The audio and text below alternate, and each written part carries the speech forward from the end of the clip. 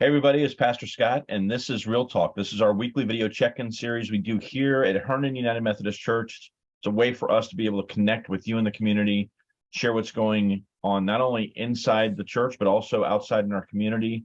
And we're continuing our process of kind of exploring different life groups that we have here at Herndon United Methodist Church. And today I'm being joined by Scott Pafumi. Scott is one of the great leaders of our church and is one of the leaders that is helping us with our life group called Buds and Suds. I always get those mixed up. Yeah. But Buds and Suds is a group that meets on a regular basis, and I just asked Scott if he would come on and join us today and tell us a little bit more about it. So if you're watching this, if you're new to the Herndon community and you're interested in finding ways that you can get connected into the church, outside of Bible study or outside of committee meetings, life groups is really what we're looking for. So Scott, can you give me a little, and those that are watching, a little bit of background on Buds and Suds? Excellent. Yeah. First of all, thanks for having me, Scott. One Scott to another. It's great to be back on Zoom as a teacher. I say that sarcastically. So Buds and Suds is a group that was cooked up by myself and Larry Greenfield, one of our other great men's group leaders, about 7 years ago.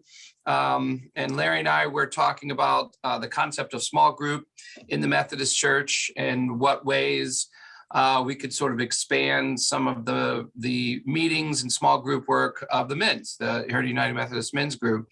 And so we kind of brainstormed a little bit.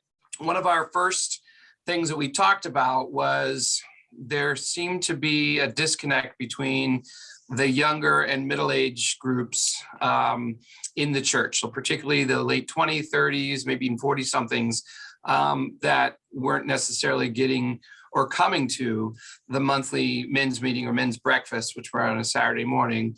And a lot of our men that are part of the men's group, including even just the men's retreat we just had this past weekend, really does age up.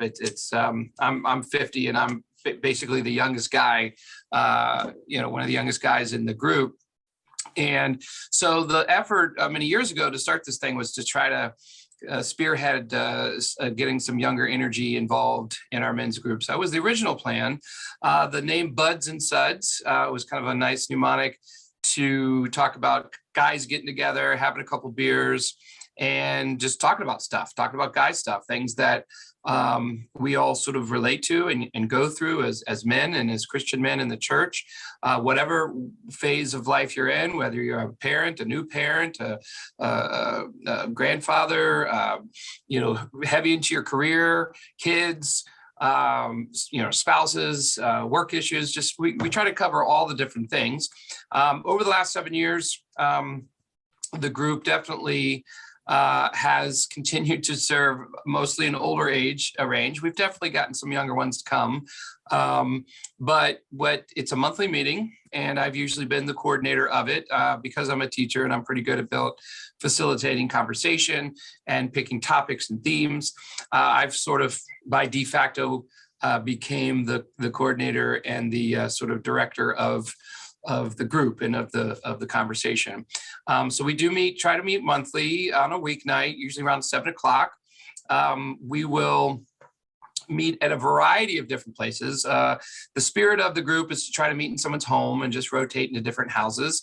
So we have met in man cave garages. We have met in living rooms. We have met on back porches and decks. We have met down by fire pits and a couple different fire pits around the town of Herndon and others. We've absolutely met at some bars and some restaurants. We've met outside, inside of restaurants. And sometimes we even meet a little bit earlier at 6. We've done a couple times where we have dinner together that leads to conversation and drinks. So that's the long-winded definition of the group and its genesis. And, I could talk more about what we're doing coming up next. I will tell you, as somebody, before I got into ministry, I took some classes and became what was known as a men's ministry specialist. And this was down in Greenville, South Carolina. And I used to go around the churches and I talked to different men's groups about maybe where they could find ways to open up and be able to connect with those people. Most men's groups meet on Saturday mornings, and that's their time and it's breakfast. But a lot of the young fathers that are out there, they're out with their kids doing Yeah, soccer, the swim team, or absolutely. other events, dance. Like for my daughters, they're all in dance. So having something like this is really forward thinking Yeah, that you guys came up with, and so I'm really excited about it. And so, and you guys probably have age ranges, all up and down we do. the line here, right? So, and I'm assuming that if somebody had a high school son and they wanted to bring them out, that they would be welcome. Obviously, for the Buds, Yeah, maybe not the Suds part. yeah, yeah. But tell us about maybe some things that you guys have coming up, and then I want to also Yeah. pivot to ask you some questions about a concert that you're going to host. Yeah. You go through this, but tell us what's coming up for Buds and Suds. Yeah, so I do. Yeah, what you brought up about guys bringing their sons, we've had that a couple of times, especially and a couple of the times where we've been at someone's house and they've got a teenage son that's popped in, usually to grab our chips and our pretzels and stuff, and kind of get a sense of the guys.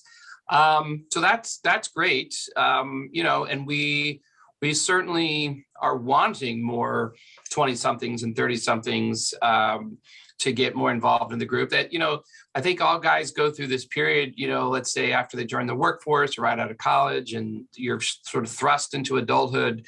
And what do I do now? And where's my place? Especially if you are not married, or you're going to be married, or, starting to have kids. The great thing about the group is we have every age of experience in the group, from, 20 somethings all the way up to 70 somethings. That can talk about all the different phases of life. We've had some really awesome topics over the years. Again, talking about, our place in society as men. We've had great conversations about our families, about our relationships with our own fathers, relationships with our kids, relationships with our spouses, such topics as how to date your wife, or, what does it mean to be an American? What does it mean to live the American dream or keep up with the Joneses? And, sometimes the topics are heavy. Sometimes they're pretty light. I did a little commercial plug. The one we're going to do coming up in March on the 23rd, which is a Thursday, 7:00. The topic I'm working on right now is people in history.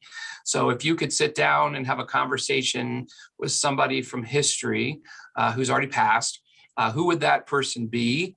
And what would you talk about? And what would you ask them? So, for example, I would love to meet William Shakespeare and pick his brain about his plays, or sit down and talk with Abraham Lincoln about what it was like to be a president, a wartime president, and perhaps even Jesus, and questions for Jesus. So that's the kind of conversation starter that I start, and then we kind of delve into that topic, and everybody has to share something.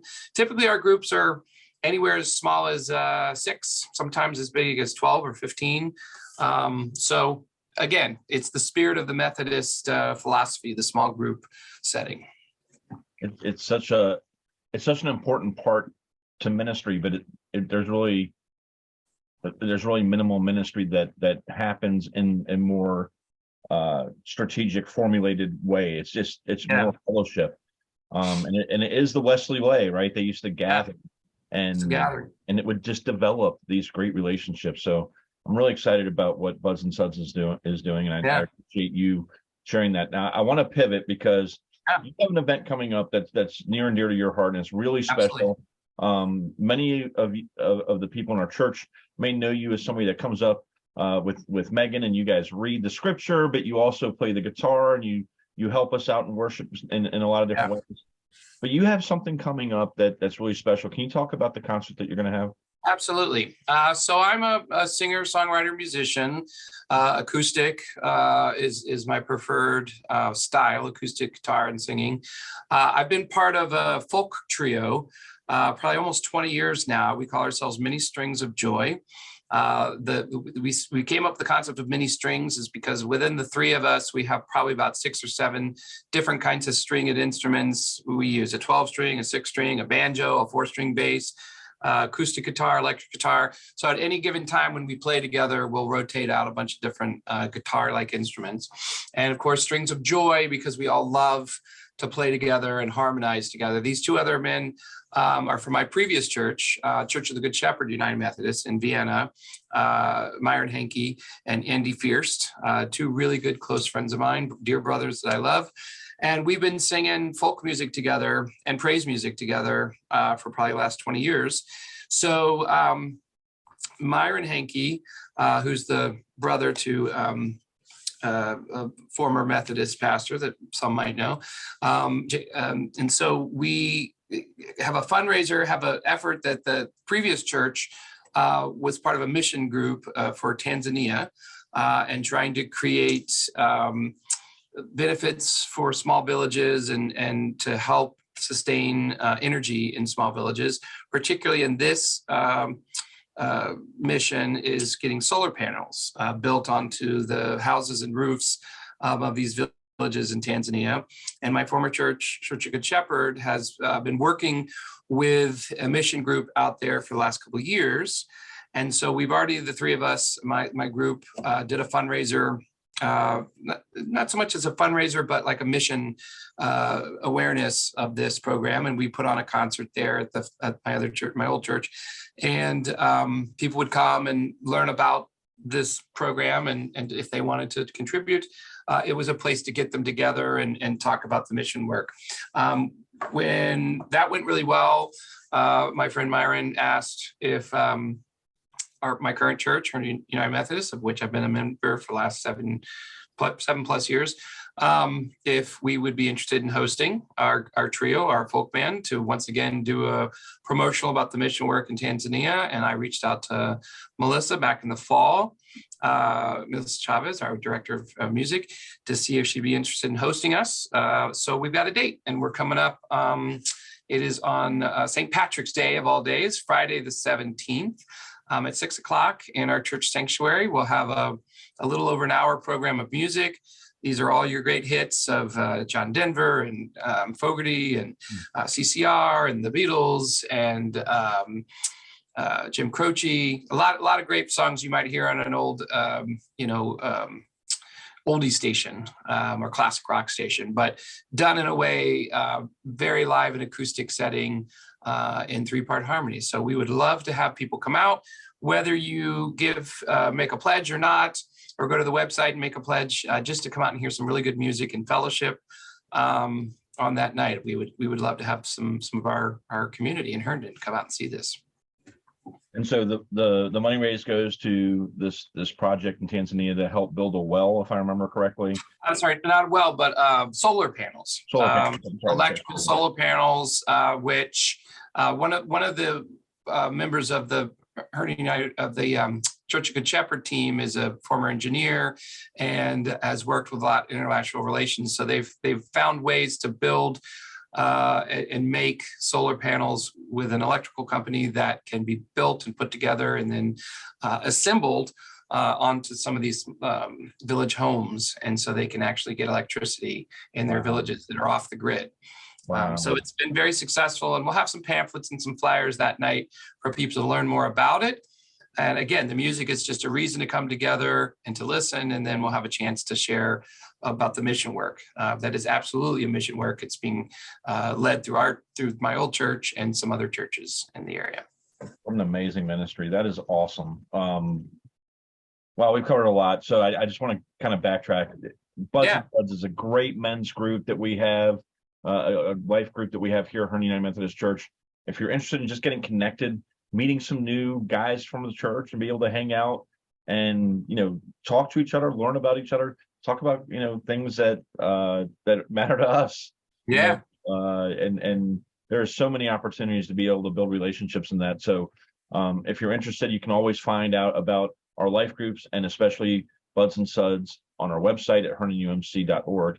And then on March 17th, either go have a couple of green beverages before you come in, or come and have a great time at the concert, and then go have your bangers and your green beer after that. I'm really excited about that concert. I think it's going to be amazing. And just knowing how talented you are, the fact that there's going to be three of you up there, I'm really excited about that. So, Scott, any last words that you want to share about either of those things? I just want to say that I've been so fortunate and happy to make Herndon United Methodist my home since 2014. I teach in Herndon. Both I've taught at the middle school and the high school. I love the town of Herndon. I lived here for a little piece of time a couple years ago, several years ago. And I just think the people of the church and our community are such warm-hearted, community-driven people. So any chance that I can, through my school, through my church, through the arts organizations I work with in Herndon, give back. I'm so proud to do so. And I'm happy to have a church where I can be fortunate enough to share those gifts for the people and get to sing and praise with others. So I would just love to see as many come out. If it's any other incentive, if it wasn't for St. Patty's Day, if it wasn't for a good cause, if it wasn't for coming here good music, it's also the week of my 50th birthday that week on Pi Day. So come and celebrate my birthday with me on the 17th of March. That is awesome. And I'm going to ask you to give me one more minute. Yep. You are the theater director over there across the street from high school. You have an amazing musical coming up, and you have some characters that we might know about. Can you just give us a minute about this? Yeah. So, we're directing the spring musical. It's Cole Porter's Kiss Me, Kate, which was the first musical on Broadway to win the Tony for Best Musical in 1948, the 48-49 season. That's when the Tonys began. Got a revival in 1999 and again won the Tony for Best Revival. So it's a show all about a reluctant couple who've been together on again, off again, and they're trying to put on Shakespeare's play, Taming of the Shrew. But it's filled with Cole Porter music and catchy songs, big dance numbers, giant Shakespearean costumes. Several of our very own youth that are involved in the church, particularly Josh Wise and Hope Hill, both who are members of the youth group and whose families are active in our church, are the leads of the show. So there's a plug for those two. We got a cast of 40 kids on stage, another 30 in the live orchestra pit, and another 20 backstage. We got 90 students ages 14 to 18 in this production that is on the weekend of April 21, 22, and 23. We close on Shakespeare's birthday, April 23rd. So we'd love to see you come out and see that. Shows are in the evenings at 7 and on Friday and Saturday night, and then matinee shows on Saturday and Sunday at 2. And you can go visit our website, www.herndondrama.org, to get your tickets on our website. Awesome, man. Scott, you got your hands in everything, brother. I do. I really appreciate you. I really appreciate what you're doing with Buds and Suds, this amazing concert coming up, and the fact that we have Kiss Me, Kate right across the street with some of our own youth as part of it. Absolutely. What an amazing opportunity. So thanks again for coming out, and what a Real Talk. Thanks for having me here. Real Talk, Scott. I loved it. All right, everybody. Hope to see you this coming weekend, and have a great week. You are loved.